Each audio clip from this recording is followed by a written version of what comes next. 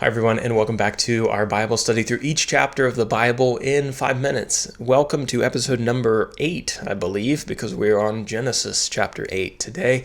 If you want the information that I'm going to be presenting, it's all available for free on our website in video form, podcast form, printable PDF form. Eventually it'll be out in hard copy form, and if that book's already out, I'll put a link down in the description. It'll be out at a later date once we finish the entire book, but it's all out there on our website. There's a link down in the description to tobelikechrist.com. Let's talk about Genesis chapter 8. When did the events of Genesis chapter 8 take place? Well, we are right in the middle of the flood story. Remember with Noah and the ark? The flood happened about 1,650 years after the earth was created. We know that based on the genealogy that we have in Genesis chapter 5. Now you may be wondering how long Noah and his family were on the ark in total. And to tell you that, he was on the ark for about a year, actually a little bit over a year. Who are the main characters in Genesis chapter 8? Well, we've got pretty much the same characters as last chapter: Noah, Noah's wife, Noah's sons, and their wives.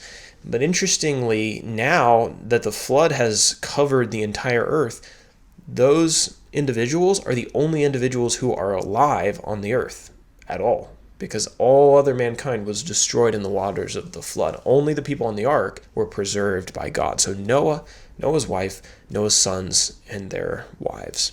Geographically speaking, where did these events happen? Well, the flood was a global one. It destroyed everything, so it was covering the entire face of the earth. As the flood waters began to subside, the ark came to rest on the top of the mountains of Ararat.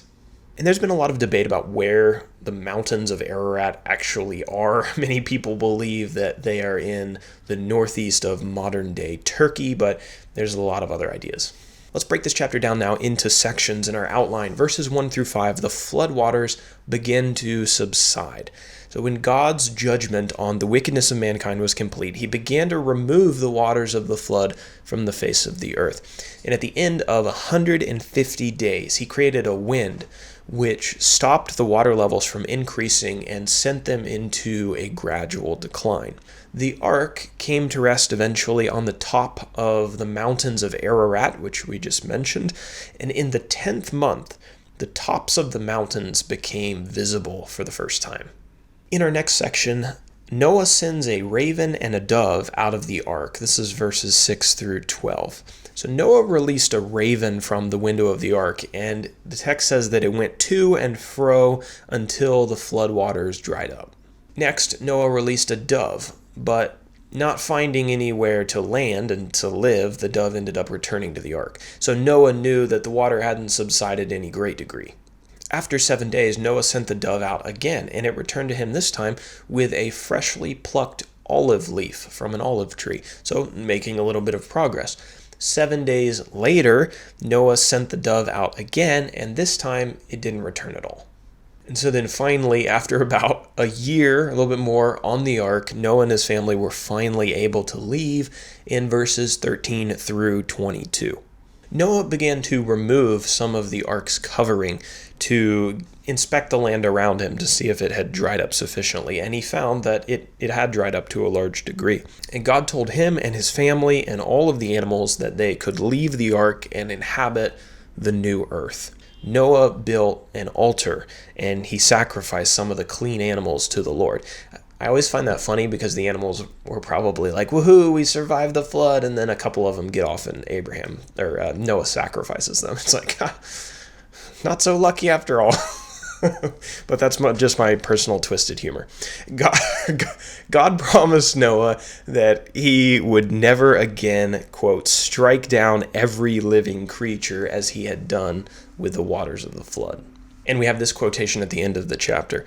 While the earth remains, seed time and harvest, cold and heat, summer and winter, day and night shall not cease. And that promise is still effective today as we see all those things around us in the world. And now for our application. God uses the world that he created for his purposes.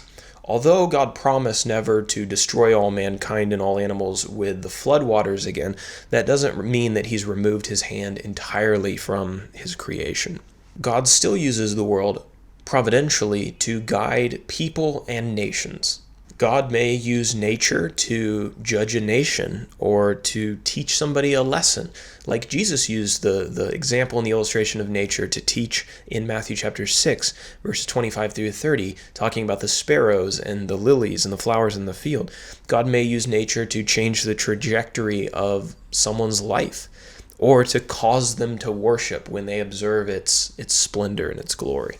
Nature and weather are a complex tool in the hand of a powerful God, and they are entirely at his disposal.